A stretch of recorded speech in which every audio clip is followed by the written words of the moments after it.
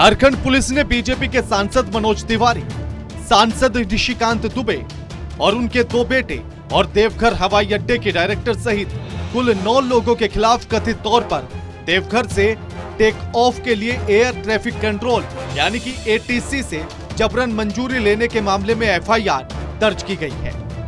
ये घटना 31 अगस्त को हुई। आरोप है कि देवघर हवाई अड्डे पर रात में उड़ानों के टेक ऑफ या लैंडिंग की सुविधा नहीं है, लेकिन इसके बावजूद सांसदों ने दबाव डाला। देवघर हवाई अड्डे के सुरक्षा प्रभारी डीएसपी सुमन आनंद ने इसकी शिकायत की है।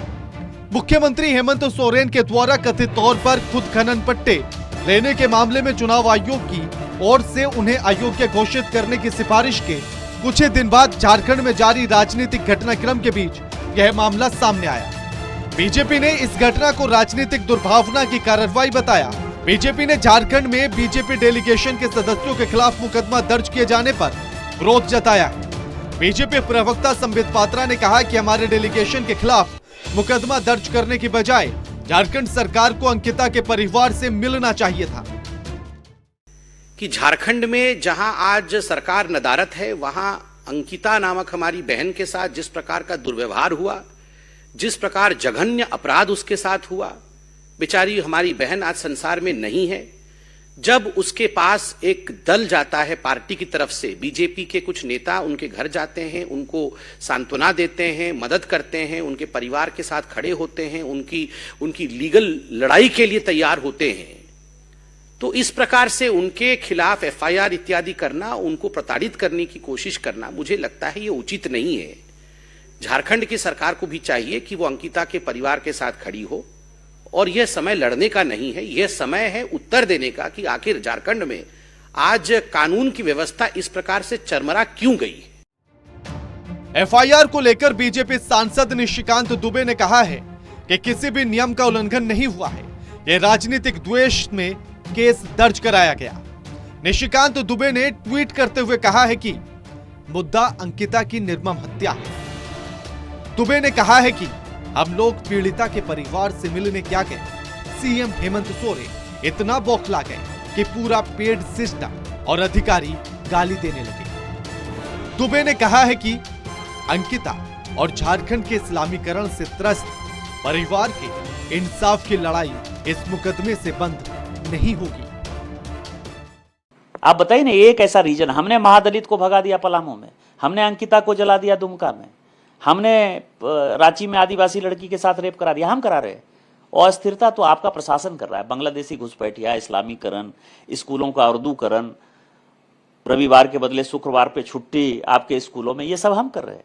और अस्थिरता तो आप पैदा कर रहे हैं, इस्लामीकरण की तरफ आप बढ़ रहे हैं, और चोर के दाढ़ी में तिनका, इसलिए आप दूसरे के ऊपर आरोप लगा। निशिकांत दुबे ने देवघर के डिप्टी कमिश्नर के खिलाफ केस दर्ज कराया और उन्होंने ट्वीट करते हुए कहा है कि यह देश कानून से चलता है।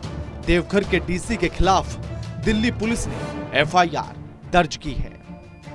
उसके बाद दुबे ने कहा कि एसपी देवघर, पुलिस मैंने डीसी देवघर के खिलाफ देशद्रोह, आपराधिक, जान से मारने का कृत्य, चेयरमैन देवघर एयरपोर्ट के नाते मेरे काम में बाधा, एयरपोर्ट डायरेक्टर की अनुमति के बिना सिक्योरिटी एरिया में जाना, एटीसी बिल्डिंग में बिना अनुमति पेश कर एफआईआर दर्ज करने का पत्र भेजा है। और इसी के साथ फिर मनोज तिवारी ने आरोप लगाया कि हेमंत सोरेन सरकार के निर्देश पर हमारे खिलाफ कानूनी कार्रवाई की जा रही है। सोरेन सरकार अंकिता के परिवार के साथ नहीं खड़ी है। देखिए, हम लोगों ने यही उल्लंघन किया है कि अंकिता, जिसको शाहरुख ने पेट्रोल डालकर जला दिया, जिसके घर पे झारखंड सरकार का कोई मंत्री, कोई नेता नहीं गया, हम लोग चले गए। यही झारखंड सरकार के दर्द का कारण है। झारखंड की बेटी अंकिता सिंह, जिसको पेट्रोल फेंक करके शाहरुख नाम के जो व्यक्ति ने जला दिया, आज भी उसके परिवार को उसके बाकी लोग धमकी दे रहे हैं, और हेमंत सरकार उसकी लीपापोती करने में लगी है। बहरहाल झारखंड में एक तरफ तो अयोग्यता को लेकर मुख्यमंत्री सोरेन की कुर्सी पर खतरा मंडरा रहा है, तो अब बीजेपी सांसदों और अन्य पर हुई कार्रवाई और एफआईआर ने राजनीतिक घमासान और अधिक बढ़ा दिया है। दिल्ली से टोटल टीवी के लिए प्रदीप कुमार की रिपोर्ट।